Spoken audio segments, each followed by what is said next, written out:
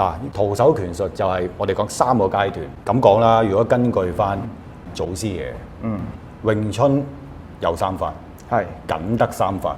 咁你留意到啦，如果我哋喺小念頭嘅階段，如果唔係咧，你就發揮唔到標指嘅效果。而喺拳理上邊咧，尋橋係最深嘅。你要理解咗尋橋，先至能夠發揮好個標指嘅。喺呢個詠春拳裏邊3個階段咧，係好有禪理嘅。小念頭就應該容易啲理解喎。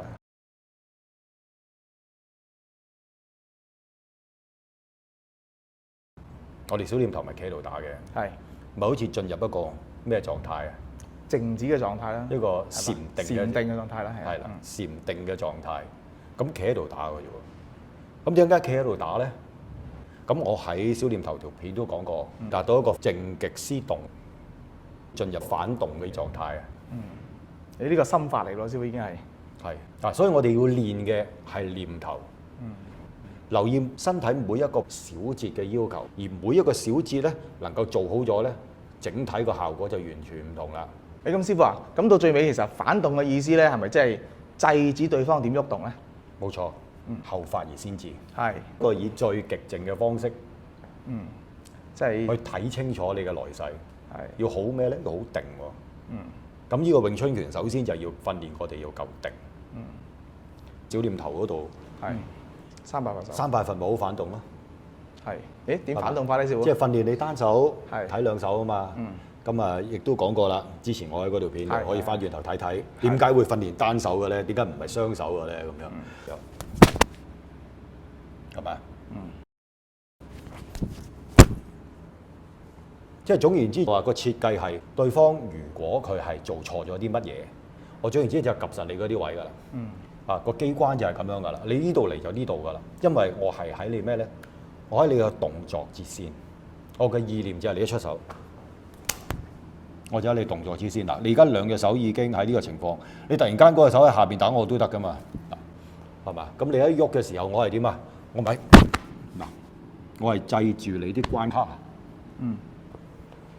好啦，唔講咁多啦呢度。即係其實咧，反動咧就係講截，係。咦，咁啊會仲清晰啲喎，師傅。係個截字，即係對方主動喐動之前咧，已經截住咗佢啦。同埋截咩咧？截佢個。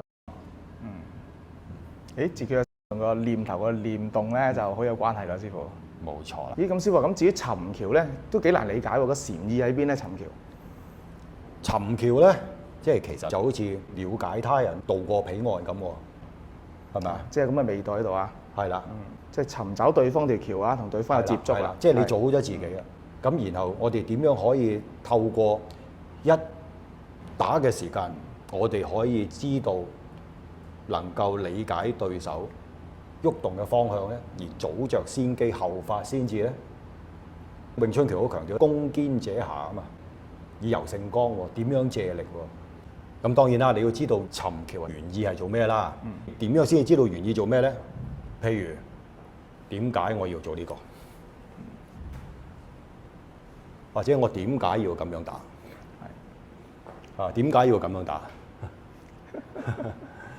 如果我哋將個動作睇成為一種係向住你諗住係好嗱，我轉過嚟呢邊就綁開咗你，然後攤打啊，咁跟住如果咁樣理解嘅時候，解釋唔到之後嘅動作喎，因為你會發覺套拳好似冇講喎。有啲朋友就係話點解會咁企咧？因為對方我假設我要小心左邊有個對手嚟嘅時候，我隨時一腳壓埋去啦，咁樣跟住然後轉身咧，因為我咁樣個背脊就會空啦，咁所以呢邊有個對手嚟嘅時候咧，所以我就要下一招要翻嚟望呢邊啦。但係而家咧，阿師兄你就企喺度等緊我，係冇錯，等緊埋位啊我，等緊埋位喎，未到你出場咁樣喎，咁樣去理解打3個咧，咁所以套拳咪尋唔到條橋咯。如果真係打3個咧，其實就唔會用呢個方式去打嘅。呢個題外話啦。咁今日我哋唔係講打3個、打2個，其實尋橋係要掌握對方嘅動機啊嘛。係尋找我條橋。冇錯啦。即係如果我係咁嘅時間，其實呢個動作咧，如果你明白套拳嘅尋橋，同埋你知道呢組動作嘅運用方式咧，你就知道呢組動作係好犀利嘅。你揾唔到個拳意咧，大家其實打緊都唔係嗰樣嘢嚟嘅喎。咁即係小念頭就認識自己啦，尋橋就認識埋你嘅對手。咁至於標指咧，師傅，標指又點樣理解咧？標指咧，咁有啲前輩就話啦，標指其實就大家唔好執着咗喺啲拳法裏邊，而忽略咗背後嘅真理。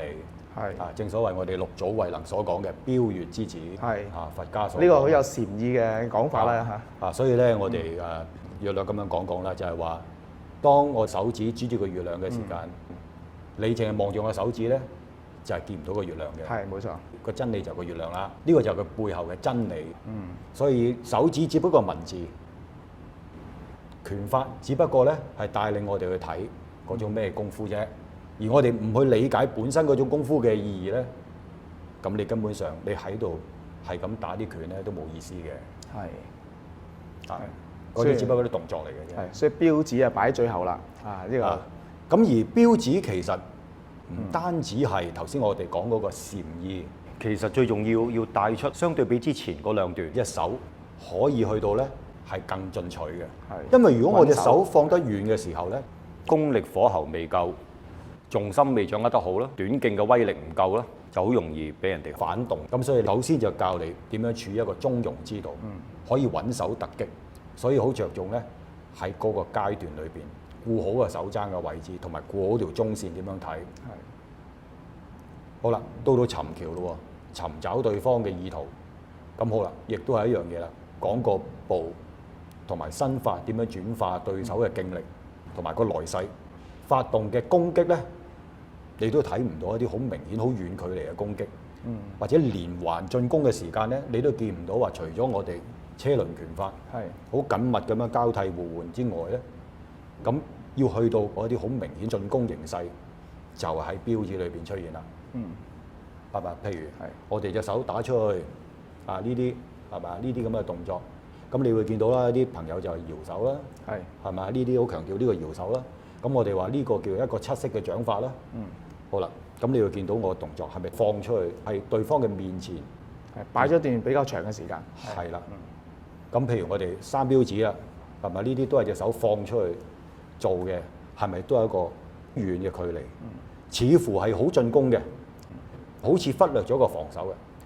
但係佢喺以攻為守嚟講咧，佢係多咗嘅。個意念同之前好唔同啦，已經。不過就係個功力嘅需要咧，就要足夠啦。如果唔係咧，你就發揮唔到標指嘅效果。所以點解叫標指？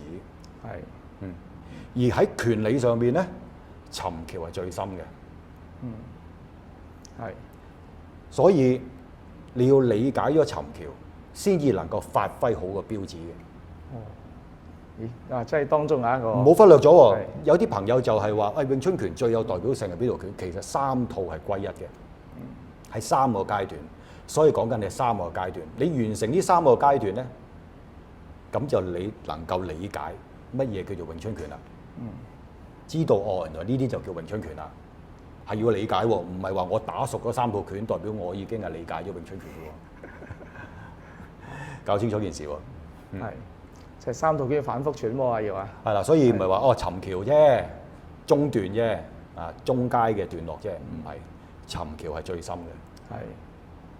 如果你真係理解到尋橋，即係正如我哋之前所講啦，嗰啲動作咧，你會見到啦，莫名其妙嘅喎。佢又唔係好似好進攻型嘅喎，係嘛？即係去到呢度咁你會綁手咁樣係嘛？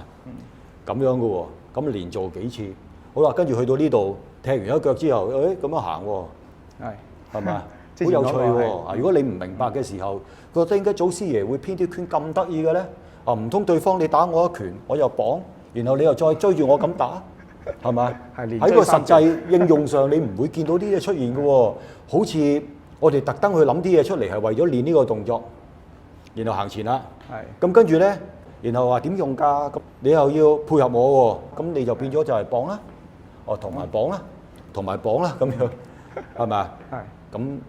咁就尋唔到條橋啦。咁所以咧，有啲朋友就會，咦？會唔會呢套拳其實係強調尋低條橋咧？即係橋尋步穩咧？即係用咗另一個字。所以就會用咗另一個字啦。咁呢啲喺文獻上亦都會有常見嘅。因為咧，咁有陣時係個師傅講，佢冇詳細咁解釋噶嘛。咁變咗個不錄嘅時間咧，會用咗個沉低下沉嗰層嗰個橋。咁實際上咧，我哋祖師爺葉問亦都提過，尋橋係尋找個尋。係。咁所以你要尋找到底尋橋係做咩啦？嗯。如果你真正理解尋橋做咩咧，套拳係完全兩回事啦。其實本身打出嚟咧都係嗰樣嘢嚟嘅啫。嗯。但係個心法就唔同噶咯喎，亦都講翻一樣嘢啦，又回應翻念啦。到底你嘅念係咩啦？係。啊，你有呢個意念同冇呢個意念咧，就爭好遠啦。念頭錯咗咧，真係念唔到啊，去唔到彼岸。念頭錯咗就係你嘅選擇就會錯咯。即係有啲嘢，如果你有智慧、你有知識嘅時候咧，你所選擇同埋你所行嘅路係會唔同咯。當下立嘅判斷係會唔同咯。你所做嘅準備亦都會唔同咯。個結果亦都唔同咯。係。所以我哋成日講啊，知識改變命運啊嘛。好，今日都講到好多喎，師傅啊，已經好豐富啦嚇。咁我諗仲有冇咩補充啊？都冇乜補充㗎啦，大致上就咁啦。另外一個咧，好多人誤解嘅咧，喺橋馬上面，啲馬咧長橋大馬就攞嚟練嘅啫。嗯。真正用嘅咧，就將個步要收窄㗎啦，係就唔會咁樣打嘅。有冇聽過啊？都有嘅，因為長橋大馬咧就唔方便喐動啦，同埋咧好多破綻啊。係啦，係啦，所以就練嘅啫，呢啲係冇錯，練下下盤啊，練下啲基本功啊。真係打嘅時候咧，一定係靈活啊，要上半身咧要收窄先。咁我下一次講一講呢個誤解先。好啊。